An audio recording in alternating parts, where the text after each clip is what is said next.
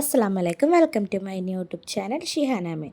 എല്ലാവരും സബ്സ്ക്രൈബ് ചെയ്യുക, സപ്പോർട്ട് ചെയ്യുക കേട്ടോ. നമ്മളെന്നാ ഇവിടെ ഉണ്ടാക്കാൻ പോകുന്നത് നല്ല അടിപൊളിയായിട്ട് എങ്ങനെ നമുക്കൊരു ചില്ലി ചിക്കൻ പൊരിച്ചെടുക്കാം എന്ന് എങ്ങനെ കാണിച്ചു തരാം കേട്ടോ. ആദ്യമായിട്ട് നമുക്ക് ചിക്കൻ നല്ല കുഞ്ഞതായിട്ട് അരിഞ്ഞെടുത്തിട്ട് അതിലേക്ക് 1 സ്പൂൺ മുളക് പൊടിയും 1/4 സ്പൂൺ മഞ്ഞൾപ്പൊടിയും കുറച്ച് ചിക്കൻ മസാല പൗഡറും പിന്നെ നമുക്കതിലോട്ട് കാശ്മീരി ചില്ലി പൗഡറും ഗരം മസാല പൗഡർ ആഡ് ചെയ്ത് കൊടുക്കുക. എന്നിട്ട് നമുക്ക് കുറച്ച് റെഡ് ഫുഡ് കളർ ആഡ് ചെയ്ത് കൊടുക്കുക കേട്ടോ.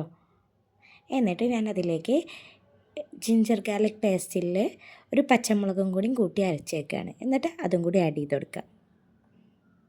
എന്നിട്ട് നമുക്കതിലേക്ക് വിനാഗിരി ആഡ് ചെയ്ത് കൊടുക്കണം കേട്ടോ. ചിക്കന് നല്ലൊരു സോഫ്റ്റ്നെസ് കിട്ടാൻ വേണ്ടിയിട്ടാണ് നമ്മൾ വിനാഗിരി ആഡ് ചെയ്ത് കൊടുക്കുന്നത്.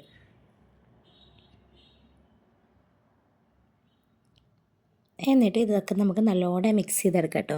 ഞാൻ അപ്പോൾ ഇതിൽ ഉപ്പിടാൻ മറന്നു പോകുന്നുണ്ട്, പേടിക്കണം. ഞാൻ പിന്നെ കുറച്ച് കഴിഞ്ഞിട്ട് ഇടുന്നുണ്ട് കേട്ടോ.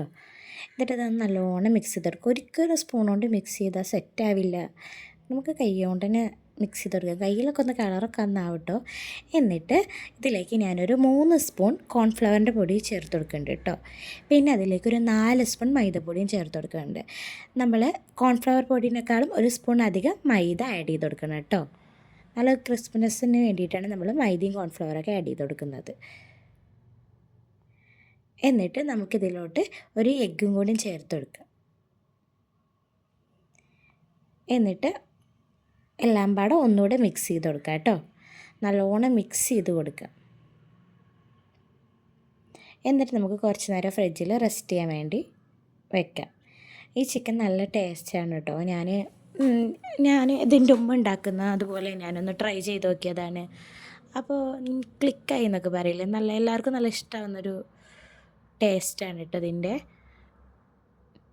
നല്ലോണം മിക്സ് ചെയ്ത് കൊടുക്കുക. എന്നിട്ട് നമ്മൾ റെസ്റ്റ് ചെയ്ത് വെക്കലൊക്കെ കഴിഞ്ഞ് നമുക്ക് നല്ല തിളച്ച എണ്ണയിലേക്ക് ചിക്കൻ ഇട്ടിട്ട് പൊരിച്ചെടുക്കുക. ഞാൻ എന്നിട്ട് ഒന്ന് ചിക്കനൊക്കെ ഇട്ട് കൊടുത്ത ശേഷം ഞാൻ അതിലേക്ക് കറിവേപ്പിലയും പച്ചമുളകും ചേർത്ത് കൊടുക്കുന്നുണ്ട്.